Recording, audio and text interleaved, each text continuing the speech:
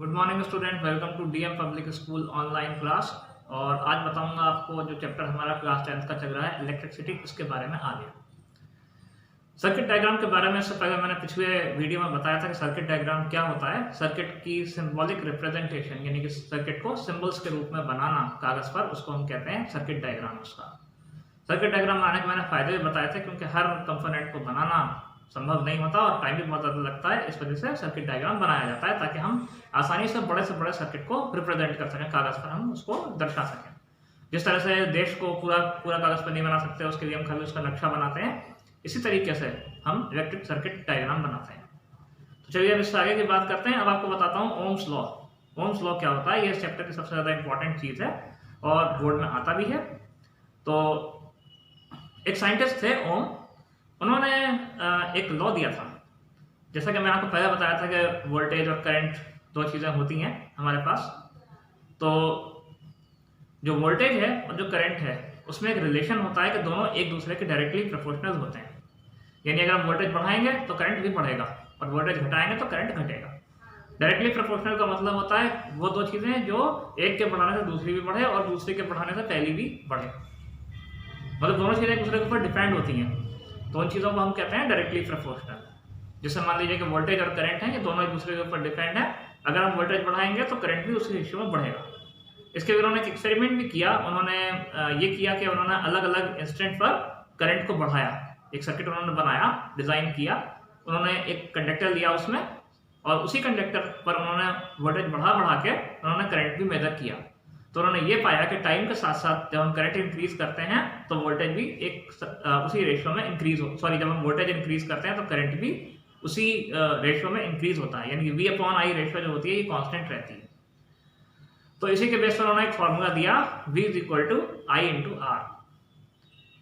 तो अब ये R कहाँ से बीच में आ गया मैं बताता हूँ आपको। जब कोई चीज़ V जो है डायरेक्टली प्रोपोर्शनल होता है I के, और जब हम प्रोपोर्शनलिटी साइन रिमूव करते हैं तो उसके बाद उसके साथ हम एक कांस्टेंट यूज करते हैं, और वो कांस्टेंट यहाँ पर है R, कैपिटल R। अब ये R क्या चीज़ होती है, ये होती है रेजिस्टेंस। मैंने आपको सबसे पहले वाले पार्ट में बताया था कि जो कुछ सब्सटेंस हैं हमारे आसपास, कुछ कंडक्टर होते हैं, कुछ इंसुलेटर होते हैं और कुछ सेमीकंडक्टर होते हैं। तो आखिर कोई चीज़ ऐसी क्यों होती है कि वो अपने अंदर से करंट को पास नहीं होने देती, जबकि कुछ चीज़ें ऐसी होती हैं जो करंट को अपने अंदर से पास होने देती हैं। वैसे तो इसके काफ़ी डिटेल्ड रीज़न है, इस पर मैं पूरी वीडियो को फिर बनाऊंगा, लेकिन फिलहाल आपको मैं एक मोटी मोटी बात बता देता हूँ कि जिन सब्सटेंस की रेजिस्टेंस ज़्यादा होती है उनमें करंट पास नहीं हो सकता आसानी से, उनसे करंट होकर पास नहीं जाता हाई रेजिस्टेंस की वजह से। और जिनकी रेजिस्टेंस जितनी कम होती है वो उसमें से करंट पास हो जाता है। यानी कि रेजिस्टेंस वो चीज़ है जो करंट के फ्लो को अपोज करती है किसी भी कंडक्टर में। ऐसी चीज़, ऐसी फोर्स जो करंट के फ्लो को अपोज करती है किसी भी कंडक्टर में, उसको हम कहते हैं resistance. The property of a substance to oppose the flow of electric charge और electric current is called resistance. तो क्या होता है कि इन्होंने जो V = I × R वाला इन्होंने फार्मूला दिया, इस फार्मूले में क्या है कि जो वोल्टेज है वो करंट का और रेजिस्टेंस का प्रोडक्ट होगा। अगर हमें वोल्टेज पता करना है कि कितना वोल्टेज होगा, या हमें इन दोनों में से एक भी क्वांटिटी पता करनी है, तीनों में से अगर हमको V गिवन है तो हम I निकाल सकते हैं। अगर हमको R और V गिवन है तो हम I निकाल सकते हैं। इसी तरह से अगर हमें I और V गिवन है तो हम R भी निकाल सकते हैं। वो मैं डेरिवेशन कैसे करते हैं, इसका पूरा डेरिवेशन है आपके उसमें कोर्स में, जो मैं आपको क्लास में बोर्ड पर कराऊंगा।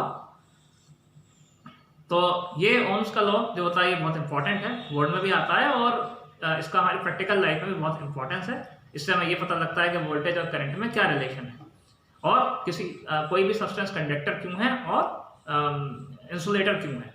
जिसकी रेजिस्टेंस ज़्यादा होगी वो अपने को अपोज करेगा, ज़्यादा इलेक्ट्रिसिटी करंट फ्लो होने नहीं देगा अपने अंदर से, तो इस वजह से वो इंसुलेटर होगा। अदरवाइज अगर वो उसकी रेजिस्टेंस कम होगी तो वो कंडक्टर होगा।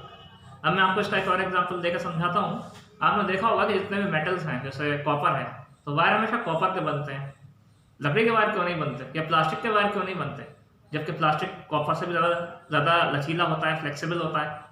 लेकिन ऐसा क्यों होता है, क्योंकि प्लास्टिक की रेजिस्टेंस हाई होती है, वो अपने अंदर से करंट फ्लो नहीं होने देता, इस वजह से वो इंसुलेटर होता है। जबकि कॉपर जो है उसकी रेजिस्टेंस ना के बराबर होती है, ये अपने अंदर से बहुत अच्छी तरह से करंट को फ्लो होने देता है। तो इसी वजह से इसी ओम्स लॉ के हिसाब से हम ये कह सकते हैं कि कौन सी चीज़ कंडक्टर है और कौन सी चीज़ इंसुलेटर है। प्लस हमको ये भी मालूम पड़ता है कि वी, आई और आर यानी वोल्टेज, करंट और रेजिस्टेंस में क्या रिलेशन है, क्या संबंध है, ये तीनों क्वांटिटीज जो होती हैं ये क्या है। अब मैं आपको ये बता देता हूँ कि आई की जो यूनिट है मैंने बता दी थी आपको एम्पेयर और मिली एम्पेयर होती है। इस तरह से रेजिस्टेंस नापने की भी यूनिट होती है। रेजिस्टेंस को हम नापते हैं ओम और किलो ओम में। मेगा ओम भी होती है यूनिट, लेकिन हम इसको ओम और किलो ओम में नापते हैं। तो ये था आपका ओम्स लॉ। अब बताता हूँ कि किसी भी चीज़ की जो रेजिस्टेंस होती है वो किस किस चीज़ पर डिपेंड करती है। ऐसी क्या क्या चीज़ें हैं जिन पर किसी भी सब्सटेंस की रेजिस्टेंस डिपेंड करती है, यानी रेजिस्टेंस बढ़ती घटती कैसे है। क्या हम किसी सब्सटेंस की रेजिस्टेंस बिल्कुल ख़त्म कर सकते हैं, या क्या हम उसको बिल्कुल घटा या बढ़ा सकते हैं थोड़ा बहुत। तो जी हाँ, हम बिल्कुल उसको थोड़ा बहुत घटा बढ़ा सकते हैं, और अलग अलग वैल्यू के रेजिस्टेंस भी मिलते हैं बोर्ड में कैलकुलेट करने के लिए। तो देखिए ऐसा होता है कि रेजिस्टेंस जो होता है वो कुछ चीज़ों पर डिपेंड करता है। जैसे कि एक तो जो मेटल है उसके ऊपर, हर एक मेटल की अलग अलग रेजिस्टेंस होती है, किसी की ज़्यादा किसी की कम। जैसे अगर आयरन और कॉपर की तुलना की जाए तो कॉपर में रेजिस्टेंस कम होगी आयरन के मुकाबले, आयरन में थोड़ी ज़्यादा होगी। आयरन भी कंडक्टर है, उसमें भी कम होगी रेजिस्टेंस, लेकिन कॉपर के मुकाबले ज़्यादा होगी।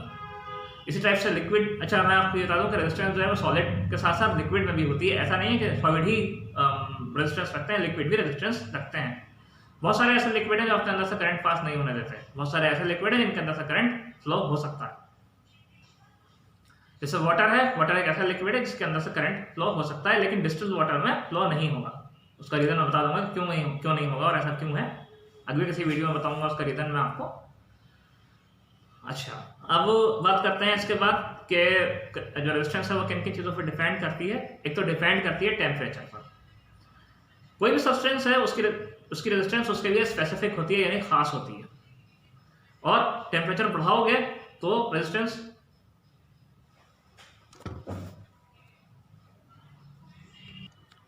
जी, तो टेम्परेचर अगर हम बढ़ाएंगे तो रेजिस्टेंस कुछ कम होगी, लेकिन फिर एक स्टेज पर जाकर अगर वो सब्सटेंस मेल्ट हो गया या बहुत ज़्यादा आपने टेम्परेचर बढ़ा दिया तो उसके बाद फिर वो रेजिस्टेंस दोबारा से या तो मतलब कि जितनी थी उतनी हो जाएगी, या फिर वो जो बिल्कुल ही या फिर बिल्कुल ही खत्म हो जाएगी। मतलब एक पर्टिकुलर रेंज होती है जिसमें रेजिस्टेंस काम करती है। जैसे जैसे आप टेम्परेचर बढ़ाएंगे तो रेजिस्टेंस भी कम होती चली जाएगी, कंडक्टर पता चला जाएगा। इसी टाइप से जैसे जैसे हम रेजिस्टेंस घटाएंगे तो उस हिसाब से वो इंसुलेटर होता चला जाएगा, उसकी जो रेजिस्टेंस है वो बढ़ती चली जाएगी। एक तो ये फैक्टर हो गया। दूसरा फैक्टर होता है area of cross section. Area of cross section मतलब उसकी मोटाई। जैसा मान लीजिए दो तार हैं, एक तार थोड़ा मोटा है, एक तार थोड़ा पतला है। आपने देखा होगा घर की वायरिंग में भी अलग अलग तरीके के तारों का इस्तेमाल किया जाता है। ऐसा क्यों करते हैं? देखिए ऐसा होता है कि जितना जो एरिया ऑफ क्रॉस सेक्शन कहते हैं उसकी मोटाई को अलग तरह से समझ सकते हैं वायर की। जितना ज़्यादा एरिया ऑफ क्रॉस सेक्शन होगा उतनी रेजिस्टेंस कम होगी, और जितना एरिया ऑफ क्रॉस सेक्शन कम होगा उतनी ही रेजिस्टेंस ज़्यादा होगी। यानी कि रेजिस्टेंस और एरिया ऑफ क्रॉस सेक्शन दोनों एक दूसरे के इन्वर्सली प्रोपोर्शनल हैं। एक चीज़ घटाओगे तो दूसरी बढ़ेगी, दूसरी घटाओगे तो पहली बढ़ेगी।